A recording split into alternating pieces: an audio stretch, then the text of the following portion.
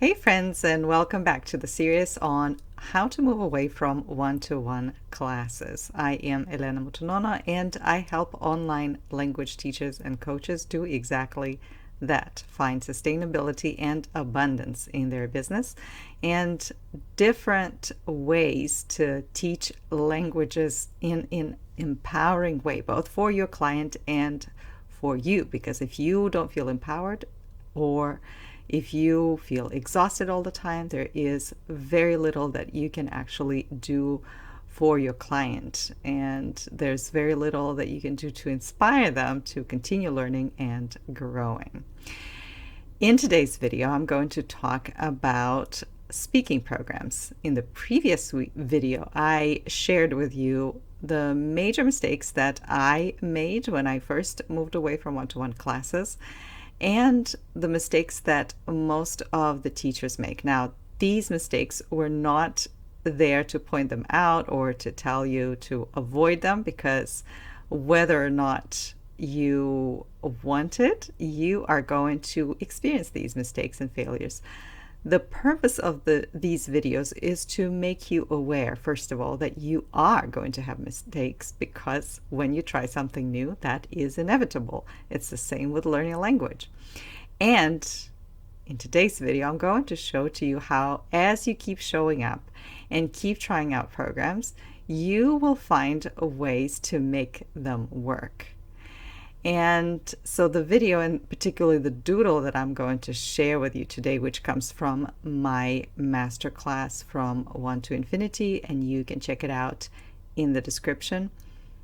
In today's lesson, I am going to show to you what the results you will achieve if you keep showing up and tweaking and looking back at what happened, tweaking your program, asking your clients for feedback, and applying your excellent critical thinking skills to decide on the changes you want to make to your program to make it more effective, so you can raise your prices, so you can reach more clients, and you can offer to them a new way of teaching and learning a language online.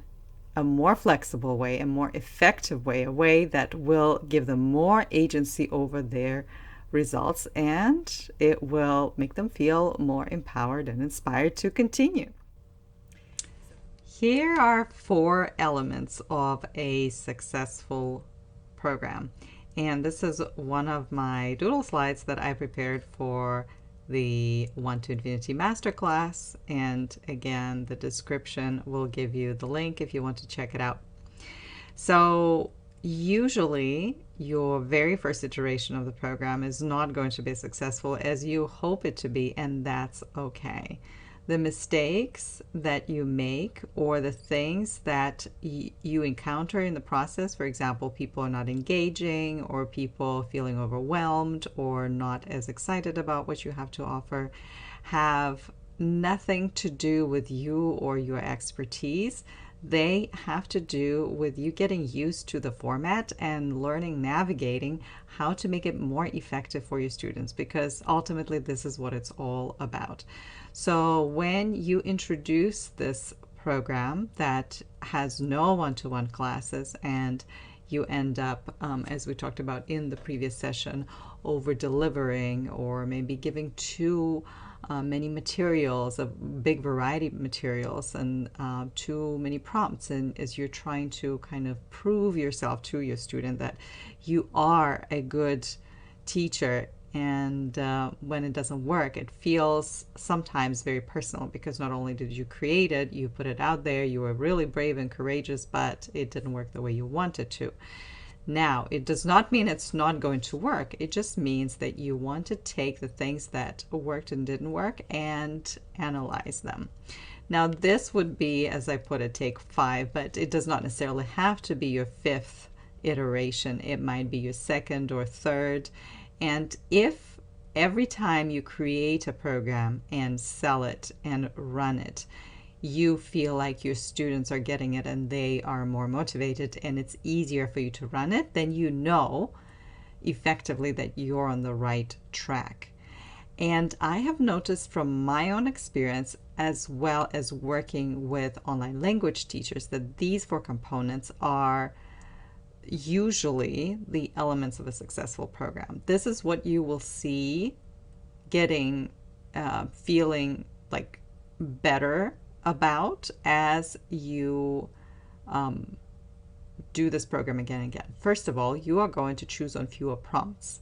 Less is more is something that you will experience with your clients. You will recognize that giving them a lot probably tickles your expertise or maybe your teachery style, but you realize that it may not necessarily be effective in terms of keeping the motivation of your students or clients going. So you will choose fewer prompts, and maybe you will give extra audio prompts if the client wants it, so on demand.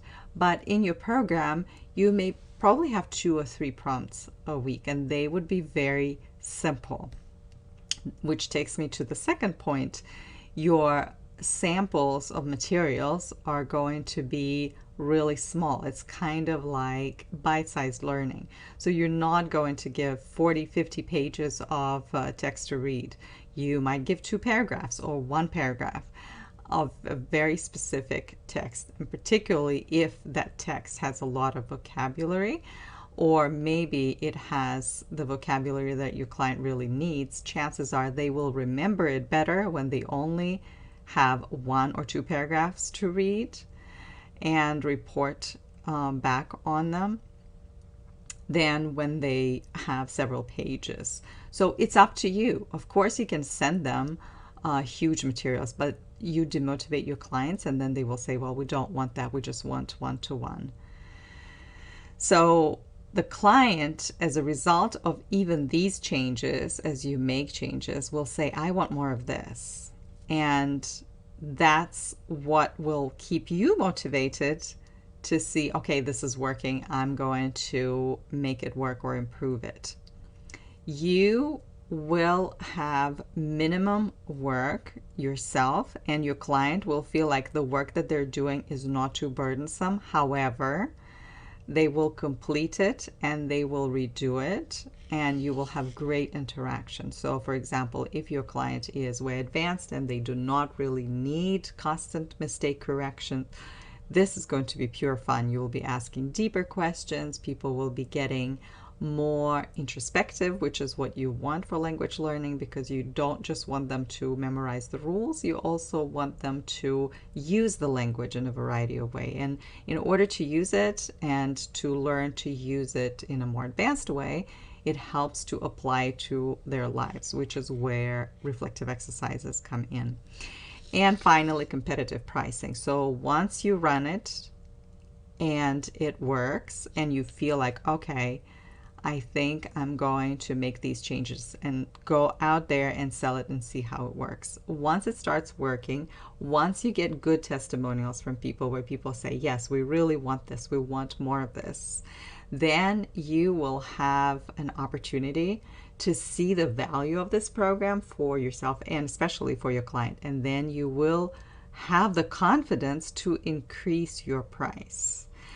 I want to encourage you to start your program, pricing your program, the same way as you price your one-to-one lesson bundle for a month. The same will be for your program for a month of your program. Why? Because it will feel like you are actually selling something valuable, and it will give your client a message that it's just as effective as one-to-one classes, if not more, which you will find out that they will actually feel like they are more effective the more you run them and the more you encourage them to repeat and do other things. Now, competitive pricing also means that you will be able to raise your prices each time as your clients say, wow, I really am improving. I can see my improvement. I constantly talk in the language or think about the assignment, the prompt you give me. And that's not what happens when I work with you one-on-one, where I just show up for the class. So these are The 4 areas that you will see changes in as you keep running your program. And I want to encourage you not to lose heart if you try the first time and it doesn't work. It may not work the first time. And do not beat yourself up about it. Do not tell yourself stories that you are a bad teacher or any other things, or tell yourself stories that you have some kind of special students that don't like this format. Keep working at it and looking back, and as a scientist, not somebody who beats themselves up, because scientists don't do that, go back and say, okay, what can I improve? What can be better?